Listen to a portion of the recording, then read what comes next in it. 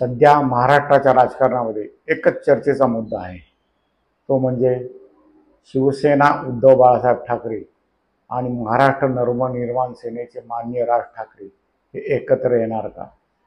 आगामी मुंबई महापालिका निवडणुकीच्या पार्श्वभूमीवर हे दोन्ही पक्ष एकत्र येण्याच्या चर्चांना सध्या जोर आलेला आहे. दोन्ही बाजूच्या नेत्यांकडून आणि कार्यकर्त्यांकडून त्यास सकारात्मक प्रतिसाद मिळत आहे. वास्तविक पाहता दोन्ही पक्षाची विचारधारा ही एकच आहे. त्यामुळे समान कार्यक्रमावर दोन्ही पक्ष मुंबई महापालिका, ठाणे महापालिका आणि इतर ज्या महापालिका जिल्हा परिषद निवडणूक आहे याच्यासाठी निश्चितपणे एकत्र येऊ शकतात.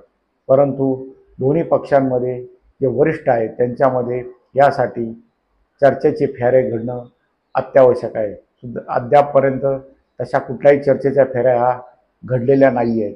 परंतु जे नेते आहेत त्यांनी मात्र दोन्ही पक्ष एकत्र येऊ शकतील अशा प्रकारचे संकेत दिलेले आहे. आणि या दोन्ही पक्ष एकत्र येण्याच्या जी भूमिका आहे त्याचे मराठी माणसातून देखील हे स्वागत होत आहे.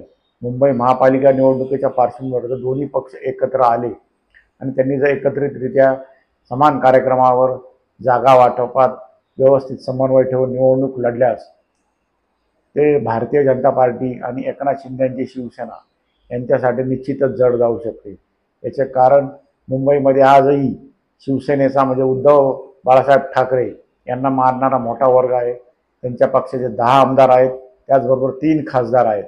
त्यामुळे एक मोठा जनाधार त्यांच्याबरोबर आहे. त्यातच मुंबईतल्या 220 पैकी किमान 120 ते 25 जागा अशा आहेत की जिथे मराठी माणसाची मतेच निर्णायक ठरतात आणि मराठी माणसांची मते हीच शिवसेना आणि महाराष्ट्र नवनिर्माण सेनेची ताकद आहे.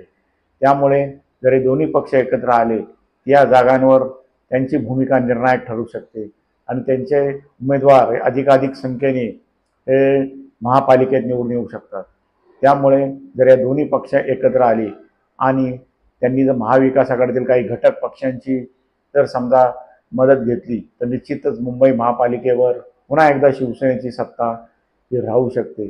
भारतीय जनता पार्टी आणि एकनाथ शिंदे यांची शिवसेना यांच्या दृष्टीने ही दोन्ही पक्षांची आघाडी ही निश्चितच आव्हान ठरू शकते आणि ते आव्हान अतिशय कडवे असू शकते. कारण दोन्ही पक्षाच्या कार्यकर्त्यांमध्ये आता नवीन तरुणांची फळी ही कार्यरत झालेली आहे. कारण जुने जाणते नेते हे पक्षांतर करून इतरत्र गेलेले आहेत. त्यामुळे नवीन कार्यकर्त्यांनी, नवीन पदाधिकाऱ्यांनी त्यांची जागा घेतलेली आहे. त्यामुळे नवीन शिलेदार निश्चितच अतिशय तडफेने आणि लढवय्यापणाने निवडणूक लढतील. त्यामुळे प्रस्थापितांसमोर ह्या नवोदित शिलेदारांचे निश्चितच कडवे आव्हान असेल. त्यामुळे जर शिवसेना उद्धव बाळासाहेब ठाकरेंची मशाल आणि राज ठाकरे यांचे इंजिन एकत्र आलेच तर निश्चितच एक नवी राजकीय दिशा मिळू शकते, एक राजकीय बळ मराठी माणसाला देखील मिळू शकते.